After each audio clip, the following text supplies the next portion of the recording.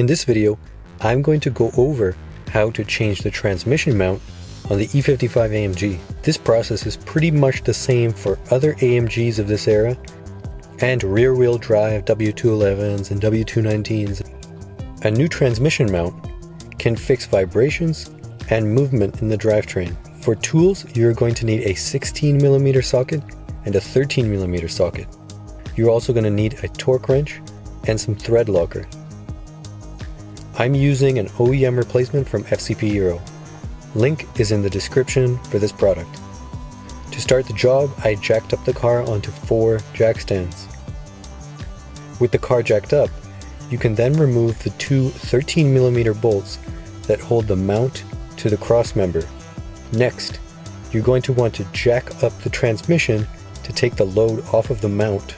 I'm using a wooden block that's cut to the width of the transmission pan. The towel on top of the wood is just so I don't scratch the transmission pan. You'll need to jack up the transmission about 1/4 inch, 5 or 6 millimeters, and that's all you should need. With the weight off of the mount, you will then remove the 2 16mm bolts that hold the mount to the back of the transmission. As you can see here, the old transmission mount has collapsed and sits significantly lower than the new one.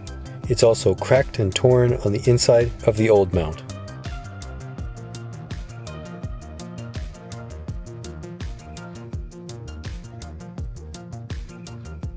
When you insert the new mount, you will likely need to jack up the transmission quite a lot higher to get the holes on the new mount to line up with the transmission.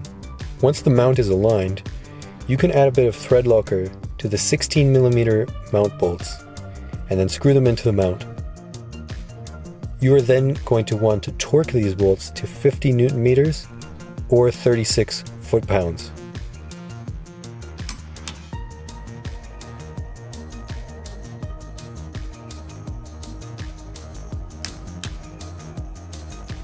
Next, you're going to check if the bottom of the mount aligns with the holes on the crossmember. If they do, you can then lower the jack from the transmission and let the mount sit on the crossmember. Then you're going to want to take those 13mm bolts and add a bit of thread locker to them and then screw them into the mount. You will torque these 2 bolts to 30 Nm or 22 foot-pounds.